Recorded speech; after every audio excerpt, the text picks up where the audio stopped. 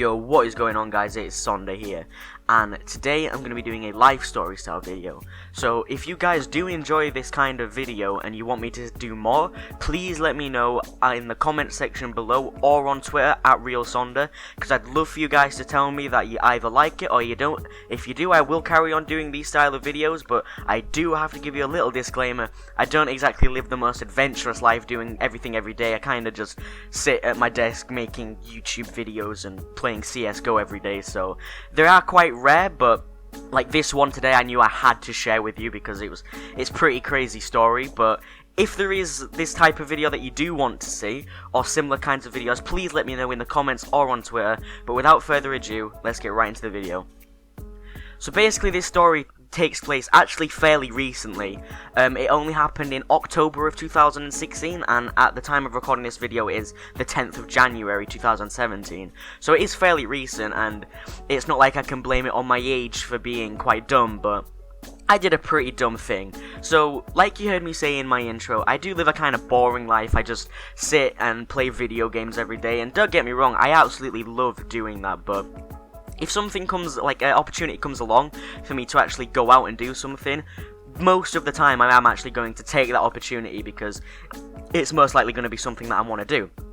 So at this time in October, I got invited to a party, and there was lots of people going, and I just knew I really wanted to be. I hadn't done anything for absolutely ages, and I was like, I need to go because I need to do something. Otherwise, I'm just gonna bore myself. Because all my friends were going, so I wouldn't have even had anyone to play with on my PC or on my PS4 or whatever. But basically, what happened was I live in a town, and most of my friends live in villages, and this party actually took place in a local village. So what I had to do to make my way to this village was catch a bus. So I walked to the bus station, and bearing in mind, it's quite late. It's like 7, 8, 9-ish, I want to say, but for like the time that it was, like October time, it was really dark. So it was like pitch black, and I was waiting for this bus at this bus station in my town. And I'm waiting there, and I'm checking my phone for the time, and I see like minutes are going by and by and by. And then this guy comes over in a high-vis jacket who works at the bus station where the bus was coming from. And he comes over and he's just like, oh yeah, there's been a massive crash in the like nearest town to where we were, the nearest city, sorry, to where we were. And I was just like, there's no way that could have happened. There is no way my luck could be that bad. And he's like, yeah, the next bus, it can't be for another like hour or so. And at that point, I wanted to shut down and cry. I was like, I had got prepared for this night. I was looking forward to this night, and then all of a sudden, all my plans had got shut down. So immediately at that point, I was on my phone. I was texting all my friends, please, can you come pick me up? Is there any way any of you can come pick me up? Or I was considering walking the like 3-4 miles or whatever it was to get to the village, and I just, it was awful. But then there was two other people waiting for the bus, and one of them is a main part of the story. But when I got to the bus station, the only other person there waiting was this little sweet old lady. She didn't look like she'd done any harm in the world or anything like that. And this is another person that actually takes place in this story. So basically what happens after this person comes up and tells us that the bus is going to be an hour late, the woman, I presume, called her husband or partner or whatever, and about 5 minutes later, she comes over to me and just asks, where am I going? So I just said, oh, I'm off to one of the local villages, just to meet some friends. And she was like, oh, okay, would you want a lift? Now, in this moment, my mind went, I had two complete options. It was either, yes, you go for it, you either get raped and killed and kidnapped and die, or you do it and you actually get to the party and have a good time. But nowhere in my mind went, no, don't say no, say no, it's stranger danger. So I just go, yeah, that would be absolutely amazing, thank you for doing that. And after I said that, about 2 minutes later, I realised what I had done. I was shitting myself. I am not even joking. I was almost about to cry. I'm not even joking, it was awful. So I was just texting my friends, I was like, I'm going to get into a car with a stranger, this is the only way I'm going to do it. And they thought I was lying to them. I was like, no, I'm being legit. This old lady just came up to me and asked, do I want a lift? So obviously I said, yeah, and they were like, you're so dumb. And in that moment I was like, I am so retarded for making this decision to get into a car with a stranger. I sincerely advise you never do it. I'm lucky that I'm still here today. Otherwise, you know, I could have been kidnapped or whatever. Like, you don't know who you're dealing with. But luckily for me, they were legitimate people. But anyway, I'm waiting. Like, it comes to about 15 minutes later that the woman asks if I want to get a lift with her.